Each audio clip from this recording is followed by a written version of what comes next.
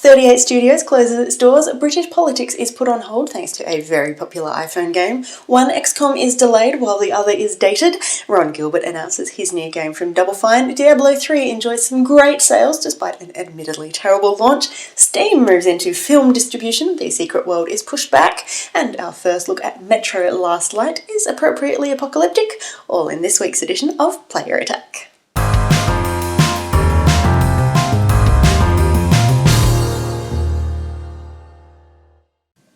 Hi, I'm Jessica Citizen. We are currently in a slightly different location than normal, North Carolina to be exact, as we've already started the trek to Los Angeles to check out E3 2012. Still, the news doesn't wait just because we're on a plane, and the biggest news of this week comes from Rhode Island as the 38 Studios saga comes to a messy, untimely end. We'd heard the Kingdoms of Amalur developer was in some financial strife, defaulting on loan repayments and handing money to the state before paying its employees. Things came to a head sooner rather than later, however, with the news that despite the studio finally making its $1 million repayment, by the end of the week the studio had laid off its entire workforce. Reportedly, sales of Amalur were much higher than had been initially reported, with the debut game moving more than 1.3 million units around the world. However, it seems the governor of Rhode Island had been told by experts that the game would have to sell more than 3 million copies to be a success, so despite some great figures, the game is officially a flop, with the studio failing to break even. The news has devastated the games industry, which has come out in force to support the now jobless developers from both 38 Studios and Baltimore's Big Huge Games, which developed Kingdoms of Amalur Reckoning.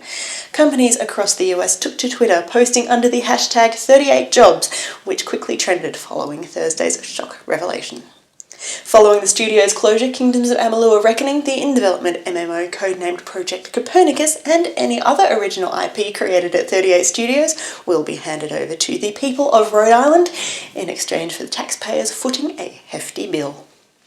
To political news across the pond now, it's come to light that British Prime Minister David Cameron has an obsession with a particular Australian-developed iPhone game. The PM reportedly spends a crazy, scary amount of time slicing up melons, berries and bananas, so we're guessing he's awfully pleased by the news that Fruit Ninja has received a shiny new update this week. The update brings with it a new fruit, objects, bonuses and a whole bunch of extra stuff, and it's live in the App Store right now. You listening, Prime Minister? That's not the only update for iOS games released this week. Infinity Blade 2 has received a new bunch of content as the Vault of Tears was unleashed from Chair Entertainment. There's new gameplay, new areas, a treasure map, 50 new pieces of gear, and a whole stack of social bits and bobs, which means your performance in-game will be boosted by your real-world friends on Facebook and Twitter. Fans of XCOM have been dealt a mixed bag this week as 2K Games admits the FPS interpretation of the franchise, simply called XCOM, has been pushed back to fiscal 2014, meaning it will appear on shelves anywhere between April next year and March the year after. To soften the blow, we are promised that the game's RTS adaptation, XCOM Enemy Unknown, is headed to shelves in October, arriving on the 9th in the US and the 12th in Europe for PC, PS3 and Xbox 360.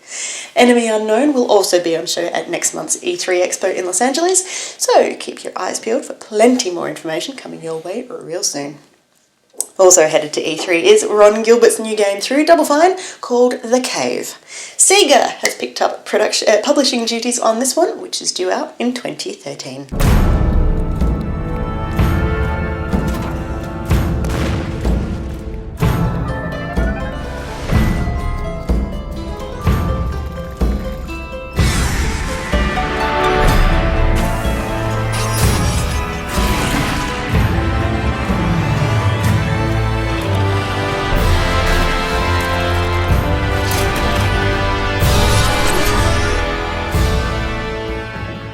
The Cave features 7 characters: the adventurer, a hillbilly, a knight, the monk, the time traveller, the scientist, and a set of twins. Pick up 3 of those and start exploring the cave itself, keeping in mind that your choice of companions will, in fact, change the way the game plays out. Despite the messy launch, reports of hacking, phishing attacks, and account theft, Diablo III has done rather well for itself and Blizzard. The game has sold 6.3 million copies in the week following its launch, with 3.5 million of those units sold within the game's first 24 hours on sale. It is now officially the fastest selling PC game in history, even though it's lagging behind publisher Activision Blizzard's other big franchise, Call of Duty. In comparison, Modern Warfare 3 last year sold 6.5 million copies across 3 platforms in its first 24 hours. Steam has never hidden its support of indie games, but it's taking things to new heights with the announcement that the digital distribution platform will be used to sell copies of the eagerly anticipated indie game The Movie when it goes on sale next month. Currently available for pre-purchase, the crowd-funded documentary has already won a stack of awards and some critical acclaim, and potentially marks a new direction for Valve's platform. Gamers hanging out for The Secret World will be hanging out a little longer as Funcom and EA confirmed the game's release date has been officially pushed back. Originally scheduled for June 19th, you will now have to wait until July 3rd to get your hands on the new MMO, with the delay designed to put the game into a more positive launch window.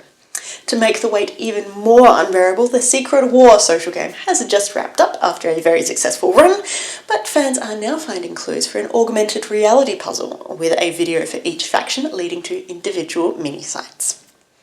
Now, even though THQ will not host a booth at this year's E3, the company is still showing off a bunch of games in the lead up to the expo. One to keep an eye out for is Metro Last Light, which this week got an atmospheric apocalyptic trailer.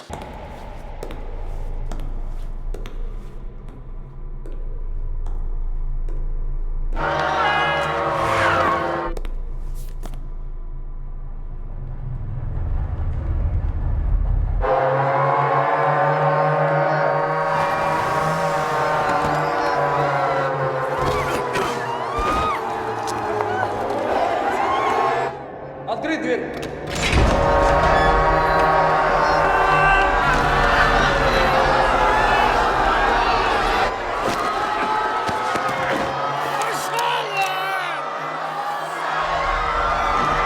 Закрыть! Назад! Стоять! Ребята, прошу вас!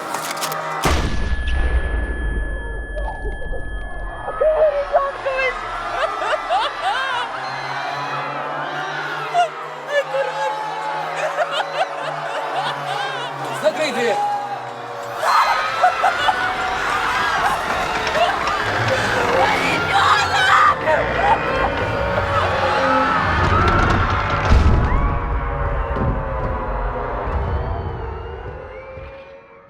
In case you were wondering, those scenes of devastation and tragedy are set to start unfolding amidst the nuclear wars of 2013, about the same time as Metro Last Light hits shelves. Something cheery to keep an eye out for then.